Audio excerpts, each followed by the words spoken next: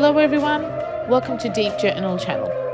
By liking our video, you can make it reach a much wider audience. The feeble truce between Israel and Hamas continues to crack. As flame balloons continued to be fired against Israel from the Gaza Strip, Israel launched a new airstrike against Hamas. On the other hand, the new administration in Israel, which convinced the United States to take action against Iranian militants, is advancing relations with the United States and giving new warnings to Iran. We saw that Iran responded to this by shooting down a civilian Israeli cargo ship.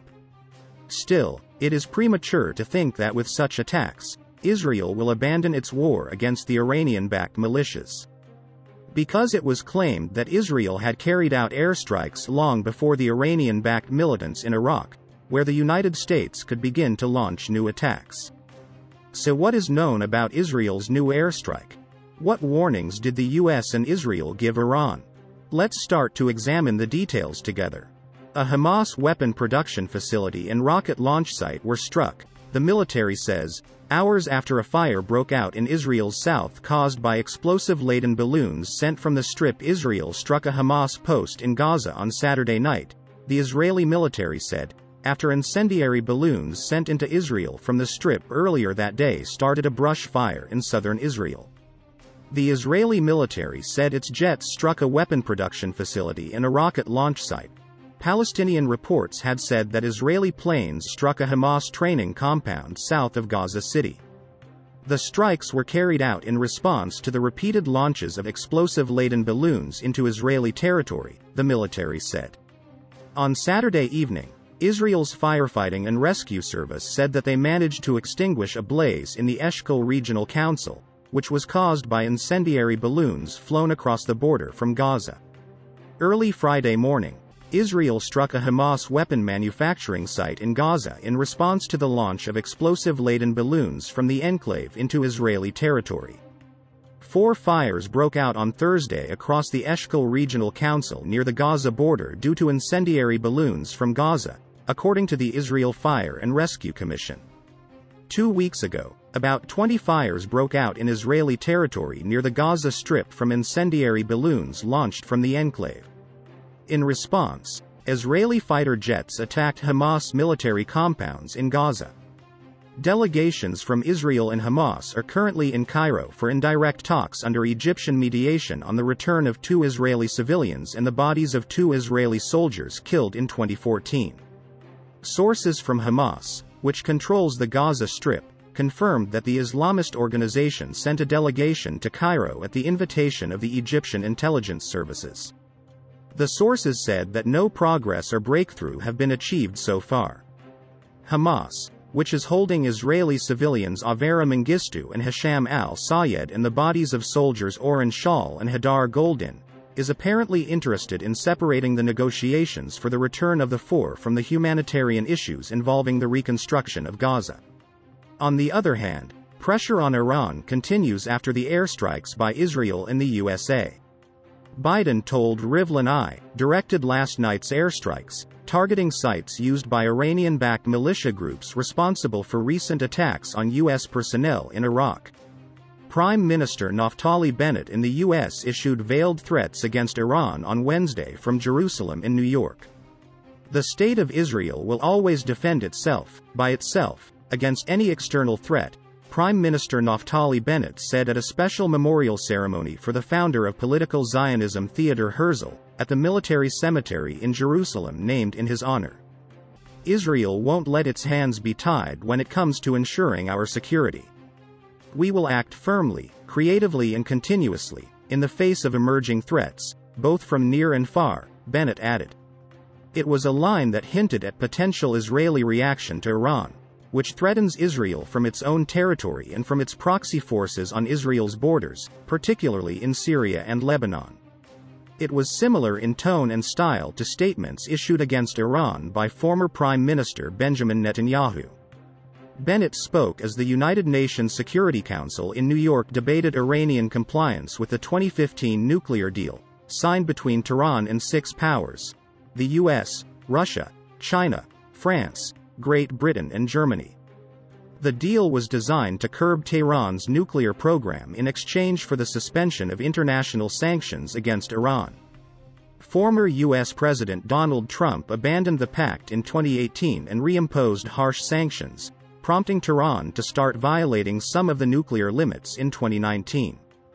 U.S. President Joe Biden has sought to revitalize the deal. The European Union has brokered talks to bring both the U.S. and Tehran back into compliance with the deal. Netanyahu has opposed the deal and Bennett has expressed similar opposition. Earlier in the day on Wednesday, Bennett met at his Jerusalem office with U.S. Chargé d'Affaires at the U.S. Embassy Michael Ratney.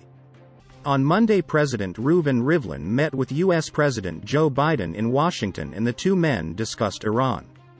"Iran will never get a nuclear weapon on my watch," Biden said. He also discussed with Rivlin Sunday's U.S. airstrikes against Iran-backed militia in Iraq and Syria, this time in response to drone attacks by the militia against U.S. personnel and facilities in Iraq. The U.S. military said it targeted operational and weapons storage facilities at 2 locations in Syria and 1 location in Iraq. It did not disclose whether it believed anyone was killed or injured, but officials said assessments were ongoing. Biden told Rivlin I directed last night's airstrikes, targeting sites used by Iranian-backed militia groups responsible for recent attacks on U.S. personnel in Iraq. Israel has also publicly operated against Iranian entrenchment in Syria.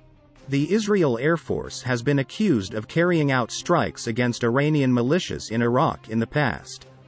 At the UNSC, U.S. Senior Advisor for Special Political Affairs Jeffrey De Laurentiis spoke of Iran's conventional threat.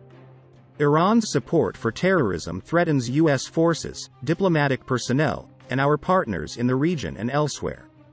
It drives instability and negatively impacts millions of civilians, De Laurentiis said. We will continue to use all tools at our disposal to counter Iran's destabilizing activities in the region, and to promote implementation of other Security Council resolutions to address Iranian conventional weapons proliferation, including 1701's prohibition on the unauthorized transfer of arms and related materiel to Hezbollah in Lebanon, and 2216's prohibition on the transfer of arms and related materiel to the Houthis in Yemen, he said. He echoed Biden when he promised that his country would prevent Iran from developing nuclear weapons, but said that the U.S. preferred to counter that threat with diplomacy. The U.S. is committed to ensuring Iran never acquires a nuclear weapon, and we believe diplomacy, in coordination with our allies and regional partners, is the best path to achieve that goal, De Laurentiis said. The last few rounds of discussions in Vienna have helped to crystallize the choices that need to be made by Iran and by the United States in order to achieve a mutual return to compliance with the JCPOA, Joint Comprehensive Plan of Action, known as the Iran deal, he added. A date for the next round of talks in Vienna has yet to be agreed upon, but Russia's UN ambassador Vasily Nebenzia said, "We're already seeing the profile of a future agreement. There's a general understanding of how to move forward to the goals set before us." Iran's UN ambassador Majid Takht Ravanchi said, "Those who broke their promises must make hard decisions," calling for assurances that all sanctions are removed verifiably and the U.S. will not once again withdraw. China's deputy UN ambassador Zhang Shuang called on the United States to respond to Iran's request for a guarantee that it would not again quit the deal. The European Union is coordinating the Vienna talks, and EU ambassador to the United Nations, Olaf Skog, warned, "It is clear that time is not on our side and that what might be possible still today may prove impossible in the near future. We have a limited diplomatic window ahead of us that we should not miss."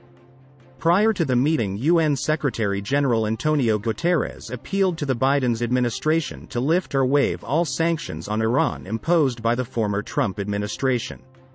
In a report to the UN Security Council, Guterres also urged the United States to extend the waivers with regard to the trade in oil with the Islamic Republic of Iran, and fully renew waivers for nuclear non-proliferation projects. The 15-member council discussed on Wednesday the Secretary-General's biannual report on the implementation of a 2015 resolution that enshrines the Iran deal. In his report, Guterres described Iran's violations as worrying steps, and appealed to Tehran to return to full compliance.